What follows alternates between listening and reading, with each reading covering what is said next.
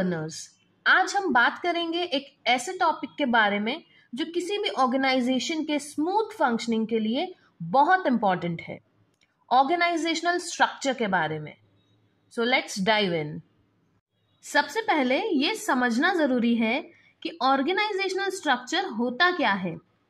ये एक सिस्टम होता है जो डिफाइन करता है कि ऑर्गेनाइजेशन के अंदर एक्टिविटीज कैसे मैनेज होती हैं, किसकी क्या रिस्पॉन्सिबिलिटीज हैं, कौन किसे रिपोर्ट करेगा और कम्युनिकेशन का फ्लो कैसे होगा। ये स्ट्रक्चर इंपॉर्टेंट है क्योंकि क्लैरिटी बताता है, ये रोल्स क्लियरली डिफाइन करता है और अल्टीमेटली ऑर्गेनाइजेशन के गोल्स को अचीव करने में मदद करता है। की elements of organisational structure.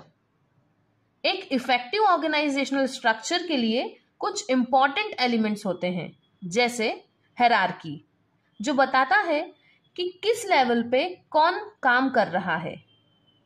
Span of control मतलब एक मैनेजर के अंडर कितने लोग काम करते हैं। Centralisation versus decentralisation, which means कि डिसीजन मेकिंग अथॉरिटी कितनी सेंट्रलाइज है या डिस्पर्स्ड है। नेक्स्ट इज फॉर्मलाइजेशन, मतलब ऑर्गेनाइजेशन की प्रोसेसेस कितनी स्टैंडर्डाइज्ड हैं, और ये सारी चीजें ऑर्गेनाइजेशन की एफिशिएंसी को डायरेक्टली इम्पैक्ट करती हैं। अब हम चलते हैं टाइप्स ऑफ ऑर्गेनाइजेशनल स्ट्रक्चर्स पे। सबसे पहला है फंक्शनल स्ट्रक्चर। ये स्ट्रक्चर में एम्प्लॉयज को उनके स्पेशलाइजेशन के बेसिस पे ग्रुप किया जाता है, जैसे एचआर, मार्केटिंग, फाइनेंस एक्सेट्रा। इसके एडवांटेजेस क्या हैं? एफिशिएंसी इंप्रूव होती है क्योंकि हर डिपार्टमेंट अपने अपने एक्सपर्टीज पे फोकस करता है। साथ ही साथ रोल्स भी क्लियर होते हैं, बट कुछ डिसएडवांटेजेस भी हैं, जैसे साइलोज बन जाते हैं डिपार्टमेंट्स में और कोऑर्डिनेशन की कमी हो सकती है। तो ऐसे कौन से ऑर्गेनाइजेशन हैं जो फंक्शनल ऑर्गेनाइजेशन तक के टाइप्स हैं? So Procter and Gamble is there, जहां पे अलग अलग टीम्स में एम्प्लॉयज अपने स्पेसिफिक फंक्शंस हैंडल करते हैं। दूसरा स्ट्रक्चर है डिविजनल स्ट्रक्चर। इसमें कंपनी को अलग अलग प्रोडक्ट लाइंस, ज्योग्राफीज या कस्टमर सेगमेंट्स के बेसिस पे डिवाइड किया जाता है। So what is the advantage of this structure? Her division अपने मार्केट या प्रोडक्ट पर फोकस कर सकता है। एंड डिसएडवांटेज, रिसोर्स डुप्लीकेशन का रिस्क रहता है। तो ऐसे कौन से ऑर्गेनाइजेशन हैं जो डिविजनल स्ट्रक्चर पे बेस्ड हैं? अमेजन जिसमें AWS, प्राइम और ई कॉमर्स के अलग अलग डिविजन्स बने हुए हैं। अगला है मैट्रिक्स स्ट्रक्चर। इसमें एम्प्लॉयज को एक फंक्शनल मैनेजर और एक प्रोजेक्ट मैनेजर दोनों को रिपोर्ट करना पड़ता है। एंड इसके एडवांटेज क्या है? क्रॉस फंक्शनल कोलैबोरेशन काफी स्ट्रांग होता है, बट दो मैनेजर को रिपोर्ट करने के कारण इसके कुछ डिसएडवांटेज भी हैं, जैसे रिपोर्टिंग रिलेशनशिप्स जो हैं वो कॉम्प्लेक्स हो जाती हैं। और ये स्ट्रक्चर कहाँ फॉलो होता है? गूगल में, जहां एम्प्लॉयज मल्टीपल टीम्स के साथ काम करते हैं। फ्लैट स्ट्रक्चर में मैनेजमेंट लेयर्स कम होती हैं और कम्युनिकेशन ज्यादा ओपन होता है। तो इस स्ट्रक्चर का एडवांटेज क्या हुआ? यहाँ पे डिसीजन मेकिंग फास्ट होती है। और डिसएडवांटेज ये है कि यहाँ पे रोल कंफ्यूजन हो सकता है, स्पेशली जब कंपनी बड़ी हो जाए। और ये स्ट्रक्चर कहाँ पे देखा जा सकता है? मेनली स्टार्टअप्स में ये बहुत ही कॉमन होता है, जहां पे फ्लेक्सिबिलिटी की जरूरत ज्यादा होती है। हायरार्कियल और tall structure. Hierarchical structure traditional approach होता है जिसमें मल्टीपल मैनेजमेंट लेयर्स होती हैं। तो इसका एडवांटेज क्या हुआ? यहाँ पे अथॉरिटी और अकाउंटेबिलिटी काफी क्लियर होती है, बट हायरार्कियल स्ट्रक्चर का डिसएडवांटेज भी है। क्या डिसएडवांटेज है? यहाँ पे डिसीजन मेकिंग जो है वो स्लो हो जाती है, क्योंकि किसी भी डिसीजन को अप्रूव कराने में एक चेन ऑफ हायरार्की से अप्रूवल लेना पड़ता है। तो ये स्ट्रक्चर कहाँ पे फॉलो होता है? मेनली लार्ज ऑर्गेनाइजेशंस जैसे manufacturing industries, for example Ford.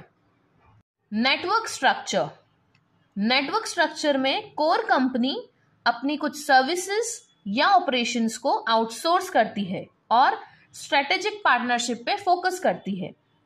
So there is an advantage of this structure.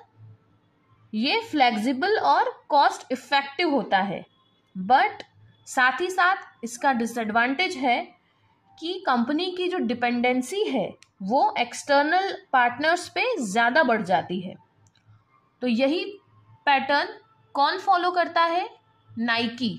तो जो नाइकी कंपनी है वो अपनी मैन्युफैक्चरिंग को आउटसोर्स करके डिज़ाइन और मार्केटिंग पे फोकस करती है। टीम बेस्ड स्ट्रक्चर, इस टाइप के स्ट्रक्चर में फिक्स्ड डिपार्टमेंट्स की जगह प्रोजेक्ट बेस्ड टीम्स होती हैं।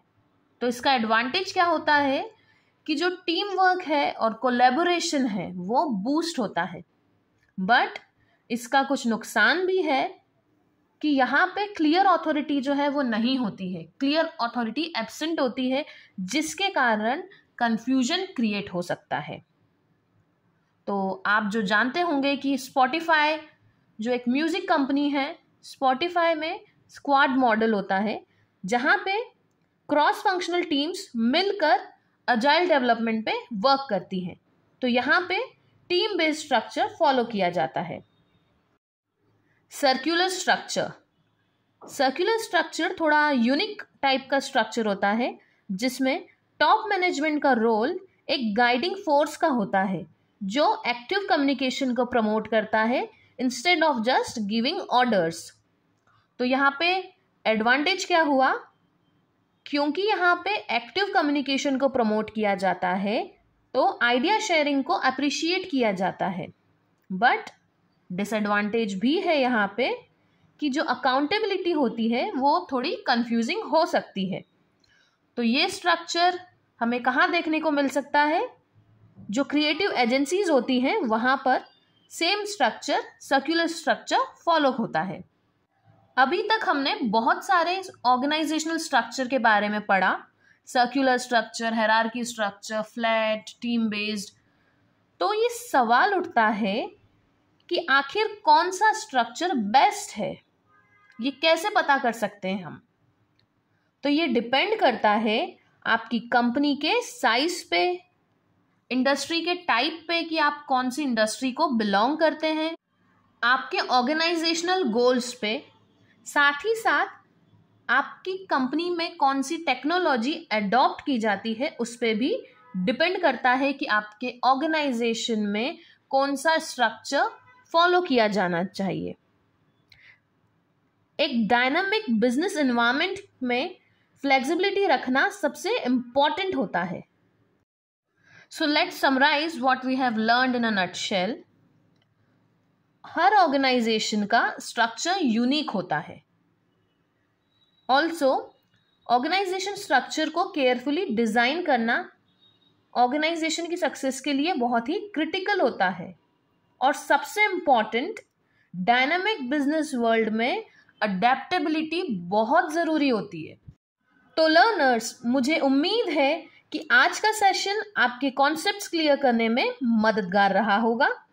अगर आपको किसी भी पॉइंट पे फर्दर एक्सप्लेनेशन की रिक्वायरमेंट है तो please ask in comment section. Video को लाइक कीजिए और अपने फ्रेंड्स एंड फेलो लर्नर्स के साथ शेयर कीजिए।